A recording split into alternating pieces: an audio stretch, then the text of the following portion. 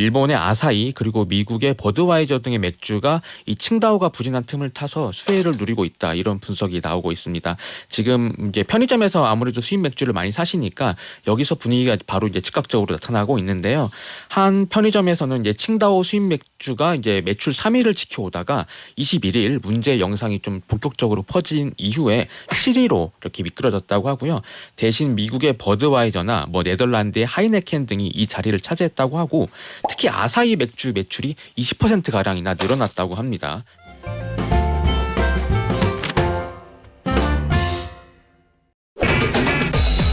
트렌드를 통해서 돈의 이면까지 들여다봅니다. 머니투데이 조한송, 국민일보 이광수 기자 오셨습니다. 안녕하세요. 안녕하세요. 아니, 요즘에 예금 좀 맡겼죠? 두 분 목돈 좀 있잖아요. 그렇죠? 조금. 네. 부인하지 않는. 예, 전 없는데 한송 기자 있었나 봐요. 예, 당황스럽네요. 저 쓸쓸한 표정. 예. 내가 봤잖아요. 지금 순간적으로. 순간적으로 당황해가지고. 표정 관리해야 되는데. 지금 두 분 고금리의 혜택 좀 보는 분들로 지금 공식적으로 그렇게 돼 있거든요. 네, 수정하지 않겠습니다. 혜택 보고 있는 걸로. 예. 아니 근데 조 기자님, 예금도 있고 적금도 있잖아요. 예금하고 적금은 둘 다 돈 맡기고 이자 받는 건데 그 뭐가 다른 거예요? 네, 적금이라는 거는 매월 혹은 매 주기마다 일정 금액을 납입하고 이자를 받는 방식을 말하는 거고요. 네. 예금은 한 번에 목돈을 예치하고 정해진 금리를 받는 건데, 가령 저희가 1,200만 원이다. 네. 이걸 1,200만 원을 1년 동안 일시에 납입한다. 이런 예금이 되는 거고요. 1,200만 원을 100만 원씩 12개월에 납부한다. 그럼 적금이 되는 겁니다. 그러면은 예금이 조금 더 플렉스 이런 거예요? 네, 그렇습니다. 한 번에 맡기는 거죠. 적금은 쌓는 거구나. 네. 쌓을 적자구나. 알겠습니다. 예금과 적금은 약간 다르다. 그런데 요즘에 금리가 전보다 올라서 은행에 나는 여윳돈이 있다 하는 분들은 맡기겠다, 이런 분들이 좀 많을 텐데 적금보다 예금 금리가 더 높습니까? 네, 맞습니다. 금융권에 따르면 이건 5대 은행을 기준으로 한 건데요. 주요 정기 예금의 상품 최고 금리가 연 4%에서 4.05%에 형성이 됐습니다. 이는 한창 시장 금리가 하락하던 5월 초에 비하면 은행별로 0.59에서 0.65%포인트 상승한 건데요. 반면에 같은 기간에 5대 은행의 주요 정기 적금 상품 금리를 살펴봤는데, 이 상품의 최고 금리 기준으로 봤을 때 3.65에서 4.4%로 5월 초와 비교했을 때는 변동이 거의 없었습니다. 그러니까 최근 4, 5개월 사이에 시중은행이 예금 금리만 올렸다고도 볼 수 있는 건데요. 물론 저축은행이나 인터넷은행이나 다른 은행들의 사례는 조금 다를 수 있습니다. 그런데 이렇게 좀 차이가 나는 것은 산정 방식에도 좀 차이가 있거든요. 예금 금리와 적금 금리 산정 방식이 다른데요. 예금 금리는 일반적으로 은행이 발행하는 채권 등으로 이제 하는 거고, 적금 금리와는 좀 차이가 있습니다. 그래요? 예금이 금리가 조금 더 후하다. 은행들이 적금 금리에는 신경을 좀 덜 쓰는 것 같은데, 이 기자님, 네. 이거 왜 차별하는 거예요? 기분 나빠요. 네, 그러니까 네. 적금 가입자분들은 지금 기분이 나쁘실 것 같은데, 속상해요. 예, 그 이유가 있습니다.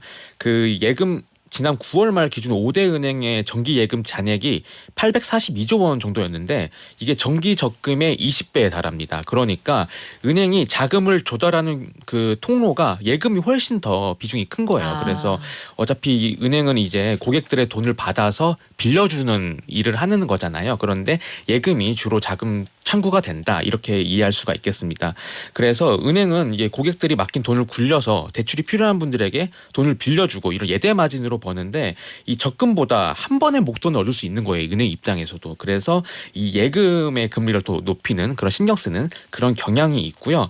소비자 입장에서도 사실 아까 조한송 기자가 설명한 것처럼 그 결과적으로 이자를 받게 되는 것은 예금을 더 많이 쳐주거든요. 그래서 가령 원금 1,200만 원을 12개월 만기 금리 10% 상품에 가입한다고 하면은 세금 전에 이제 예금은 120만 원을 갖게 되는 거고, 적금 같은 경우는 64만 원 정도를 받게 되는 거기 때문에 아무래도 이제 예금이 고객 입장에서 더 유리하고 은행 입장에서 더 유리하기 때문에 이제 예금 쪽에 이제 금리가 더 민감하게 또 이렇게 올라갈 수 있는 그런 부분들이 있다고 합니다. 이게 예금하고 적금하고 내가 어차피 최종적으로 맡긴 돈은 똑같은데 왜 금리를 차별하나요? 헷갈리실 수 있는데, 은행 입장에서는 그 시점에 맡긴 돈을 기준으로 이자를 쳐드립니다. 그러면 적금은 처음에 맡기신 돈은 100만 원, 200만 원 이렇게 쌓여가잖아요. 그러면 100만 원에 대한 10% 이렇게 드리게 되는 거예요. 그래서 이자가 차이가 난다. 뭉칫돈을 좋아한다. 이렇게 이해하면 되겠네요. 네. 그러면 통상적으로 돈이 묶인 기간이 길수록 금리가 높아진다. 근데 최근에 석 달짜리, 반년짜리, 1년짜리 이렇게 나눠져 있다. 이렇게 봤을 때 기간이 짧은 상품에 대해서 금리를 더 준다. 이런 것들도 있더라고요. 이런 건 왜 그렇습니까? 네, 그 원래는 예금보다는 뭐 6개월짜리보다는 1년짜리의 이자를 더 얹어주는 건데 왜냐하면 유리한 이유는 앞서 설명을 했고요. 네. 근데 최근 이런 현상이 이렇게 반대로 나타나고 있는데 은행들이 의도적으로 이 예금 만기를 좀 분산하고 있다 뭐 이런 식으로 해석이 나오는데요. 뭐 쉽게 설명하면 은행들도 뭐 예전엔 채권을 발행해서 뭐 자금을 모으고 했었는데 요즘에 이렇게 자금을 모으기 어려운 상황이 되니까 고금리 예금으로 이제 이 여윳돈들을 시중에 있는 여윳돈을 흡수를 했는데 이런 자금들의 만기가 오면서 또 이 자금이 다른 곳으로 빠져나갈 수 있으니까 다시 고금리로 이제 고객 붙잡기에 나선 건데요. 근데 이제 만기도 6개월, 1년 이렇게 좀 이렇게 다양화하면서 좀 포트폴리오를 분산한다. 뭐 이런 해석이 나오고 있고요. 또 이렇게 예금 1년짜리로 계속 고금리로 하다 보면은 은행들도 좀 부담이 있기 때문에 이제 단기로 하면서 좀 분산하고 있다. 이렇게 해석이 되고 있습니다. 하긴 은행 입장에서도 이게 만기가 다 똑같으면 다 갚아야 되는 부채잖아요. 그럼요. 그러면은 한 번에 다 만기가 돌아오면은 그 광수님하고 한송님한테 한 번에 돌려드리기 힘들잖아요. 이분은 3개월, 이분은 6개월 이렇게 나눠야 돌려드리고 받고 이러기가 쉬우니까 그 은행 입장에서도 돈을 돌리는 기간을 좀 짧게 길게 이렇게 나눈다는 얘기인데 예적금 금리가 높아지면 대출 금리는 가만히 있지 않겠네요. 네, 네. 이렇게 은행이 예금 고객들에게 더 많은 이자를 주게 되면 결국 대출 고객에게는 더 많은 돈을 받아야 하는 구조가 되는 거거든요. 왜냐하면 은행도 좀 먹고 살아야 하니까 뭐 그런 텐데요. 그래서 추가적으로 대출 금리 상승을 불러일으킬 수 있다. 뭐 이런 우려가 있고요. 그래서 뭐 금융감독원이나 금융당국들이 이제 최근 수신 경쟁을 좀 다 자제해달라 뭐 이렇게 당부한 배경이 됐고요. 그리고 또 이렇게 1금융권에서 이제 그 금리를 올리기 시작하면 2금융권도 같이 영향을 받으면서 좀 뭐 부실화로 또 이어질 수도 있기 때문에 이런 점도 좀 우려를 하는 부분입니다. 1금융권에서 금리를 많이 주면 왜 2금융권이 부실화됩니까? 아, 2금융권에서 좀 더 높은 이제 금리를 주려고 하다 보면은 이렇게 작은 건전하지 않은 곳에서는 또 부실의 우려로 또 이뤄질 수 있다. 아, 1금융권 시중은행에서 막 7% 8% 줘버리면 나는 안전한 1금융권 은행으로 갈 테야 하고 저축은행을 외면하니까 그럼 저축은행이 막 무리해서 12% 13% 주다 보면 부실화될 수 있다. 네. 그래요. 최근에 보니까 저기 지방은행 이런 곳에서는 적금이 13%, 14% 가까이 주는 데들도 생겼습니다. 적금 상품 이런 것도 있는데 요거 그렇게 하지 말라고 소집했다고도 하더라고요. 하지만 소비자에게는 단기적으로 기회일 수도 있다. 이런 상품 아마 조만간 사라질 것 같긴 합니다. 중국으로 가볼까요? 중국에서는 이거 입에 담고 싶지 않은데 네. 점심시간 다가오잖아요. 네네. 소변 맥주? 네네. 이 영상 보신 분들 많죠. 칭따오 맥주 공장에서 아니 이분은 화장실도 가까운 데 있었다고 하던데 중국 음식 먹을 때 사실 이게 연관 검색어였단 말이에요. 칭따오. 이 맥주 찾는 분이 많은데 국내 매출이 크게 줄고 있는 이유가 있죠? 네, 맞습니다. 그 말씀하신 그 문제 영상이 이제 공개됐는데 중국에서 이제 공개가 이제 퍼지고 있다가 우리나라 이제 네티즌 사이에서도 이제 퍼지면서 국내 판매가 급감하고 있는 것으로 나타났습니다. 이 칭다오를 수입하는 수입사는 물론이고 국내 식품의약품안전처도 이 논란이 된 공장에서 생산된 제품은 국내에서 판매되지 않는다라고 설명을 했는데요. 그래도 소비자들은 다른 수입 맥주로 눈길을 돌리고 있습니다. 그 업계에 따르면은 지난 21일 그 문제 영상이 공개된 뒤로 이 편의점 업계에서 칭다오 매출이 전주 대비 20에서 40%가량 급감하고 있다고 합니다. 그 소매 시장에서 칭다오가 굉장히 잘 팔리는 브랜드였다고 해요. 그래서 굉장히 5위권 안에 항상 들어왔었는데 지금은 이제 순위권 밖으로 이제 벗어났다라고 이제 전해지고 있고요. 그 관세청의 자료를 보면은 올해 1월에서 9월 중국 맥주 수입액이 2,700만 5천 달러로 일본과 네덜란드에 이어서 전체 수입국 중에서 3위를 차지했습니다. 그런데 이번 논란으로 수입액이 크게 감소하면서 이제 3위가 아니라 4위, 5위로 밀려날 수 있다. 좀 이런 분석이 나오고 있습니다. 일본 맥주, 미국 맥주가 반사이익을 누리고 있다. 이런 얘기도 있네요.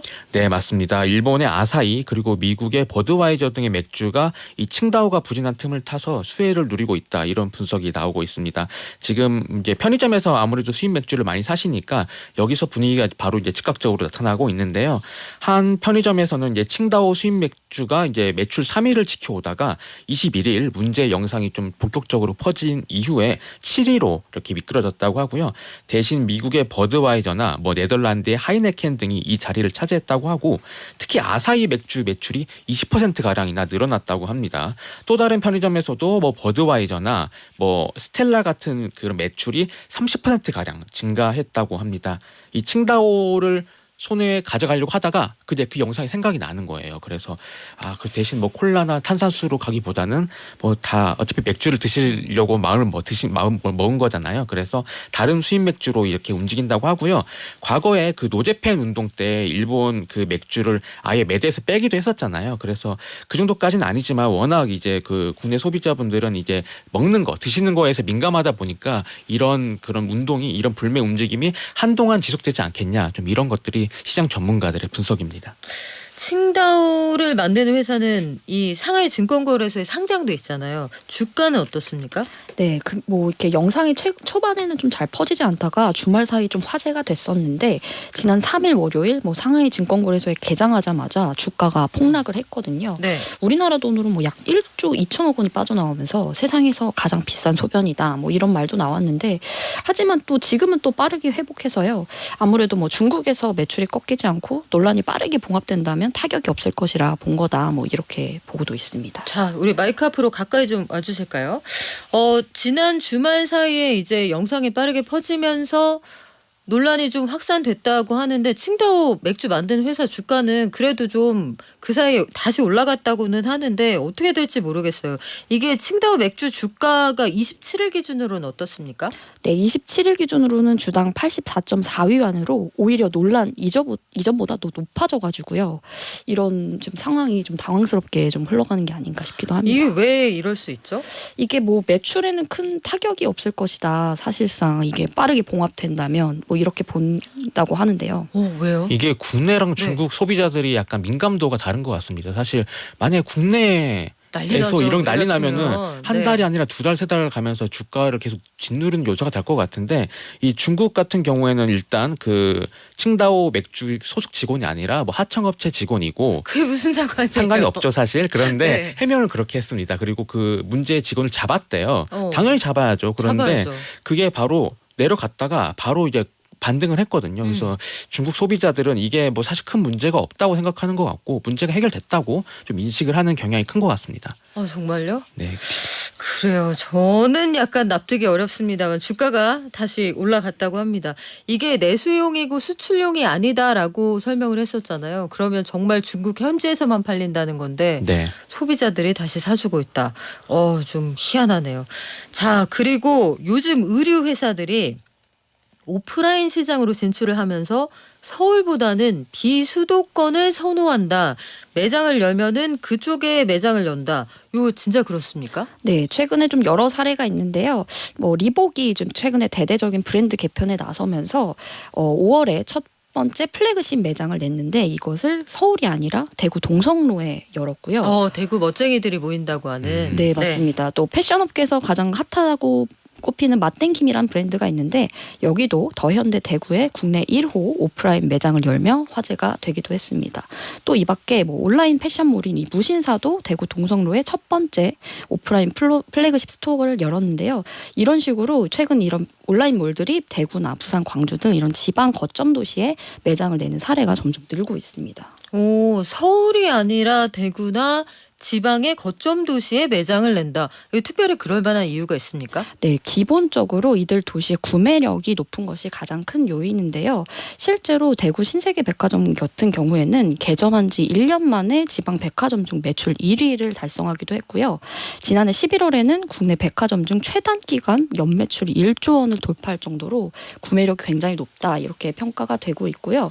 또 이 서울에 비해서 오프라인 플랫폼을 열었을 때의 파급 효과가 크다 이런 것도 굉장히 장점으로 꼽히는데요. 뭐 일례로 신세계 센텀시티점 부산이죠. 여기에 영패션 전문몰을 냈는데 이 다음에 이제 전남이나 전북 지역의 2030 세대 방문이 굉장히 많이 늘었다고 하는데요. 아무래도 이 지역 내 수요뿐만 아니라 이 광역 상권의 수요를 전부 끌어들일 수 있다. 이런 것이 매출의 비결 중에 하나로 꼽히고 있습니다. 그러니까 그 동네뿐만 아니라 그 일대의 광역 상권의 수요가 다 이쪽으로 흡수된다. 이 기자님, 그러면 의류 말고도 온라인으로 유통되던 그런 상품들 오프라인 시장으로 진출하고 있는 그런 브랜드들 다른 것도 있나요? 네, 맞습니다. 이 온라인으로서 이 성장을 기반으로 오프라인에 이제 새롭게 진출하는 게 새로운 경향은 아닙니다. 이 세계 최대 온라인 쇼핑몰 아마존이 한 사례인데요. 이 방대한 온라인 데이터를 기반으로 2018년부터 오프라인 무인 매장인 아마존고를 이제 출범한 것이 대표적인 사례로 꼽히고요.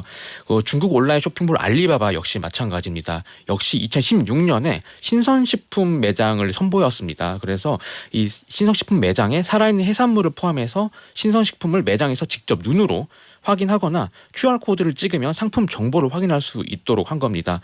그래서 이제 우리가 전통적으로 생각했던 오프라인 매장이 아니라 좀 온라인과 결합해서 좀 시너지를 낼 수 있는 그런 부분으로 이제 발전을 하고 있고요. 매장에서 무인 결제를 할 수도 있고 어플리케이션으로 주문을 하면 직원이 담아서 30분 내에 배달해주는 그런 시스템을 도입을 했습니다. 그래서 매장 그리고 쇼핑몰 그리고 창고 역할을 모두 하게 되는 셈이고요.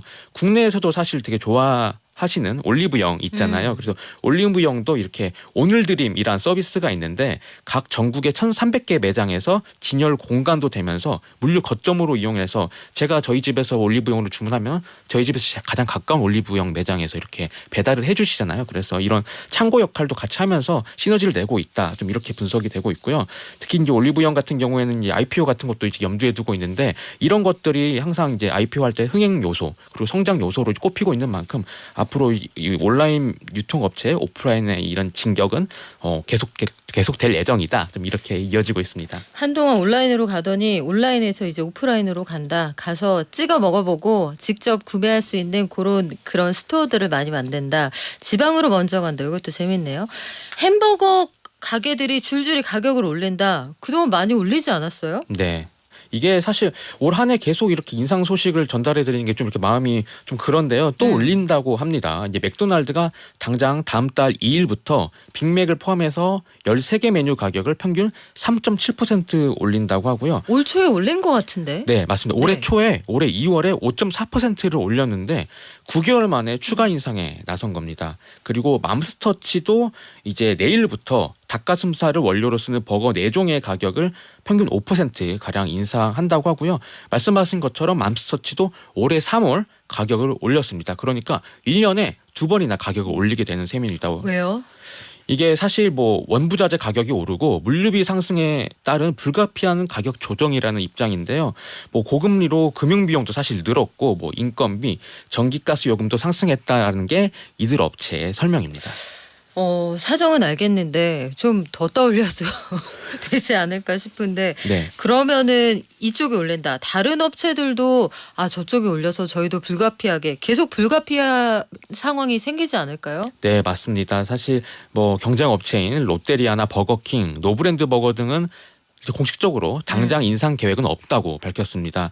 다만 지금까지 저희가 경험한 이런 바로는 대표 기업이 올리면은 다른 기업들도 시차를 두고 가격을 인상 올리는 식으로 그런 것들을 많이 목격했기 때문에 이번에도 그러지 않겠냐라는 얘기가 나오고 있습니다. 사실 올해 초에도 2월에 롯데리아가 제품 가격을 5% 정도 인상한 이후에 KFC나 노브랜드 버거 등 다른 업체들도 줄지어서 가격 인상 대열에 합류한 적이 있었거든요. 그래서 이번에도 아마 하지 않겠냐 이런 얘기가 나오고 있고 더 우려가 되는 것은 사실 정부가 이제 식품이나 외식업계의 좀 물가 안정을 동참을 요청하는 상황이고 본사도 방문하고 이렇게 하잖아요. 그런데 이게 이제 먹혀들지 않는 거잖아요. 그래서 햄버거 업계에서 이렇게 올리네? 그럼 우리도 한번 올려보자. 이렇게 할 수가 있기 때문에 이게 다른 식품 업계에서도 약간 확산될 수 있어서 그런 것들이 좀 우려가 있는 상황입니다. 외식 물가 상승률이 소비자 물가 상승률보다 1%포인트 이상 높거든요. 이게 인상 주기가 1년도 채 안 되는 거잖아요. 네, 그동안은 뭐 버거 프랜차이즈 업계는 뭐 1년 정도 주기로 뭐 가격을 올려왔는데 최근엔 6개월에서 8개월마다 올리고 있거든요. 이 때문에 뭐 정부가 총선을 앞두고 물가 잡기 분주한데 햄버거 업계 잘 통하지 않는다 뭐 이런 얘기도 있습니다. 그래요. 뭐 사정은 이해합니다만 주기가 지나치게 짧다. 소비자들이 어떻게 반응을 보일지 모르겠습니다. 이거 정밀하게 가격표 분석 좀 해봐야 될 것 같은데요. 지금까지 이광수 조한송 기자였습니다. 고맙습니다. 감사합니다. 감사합니다.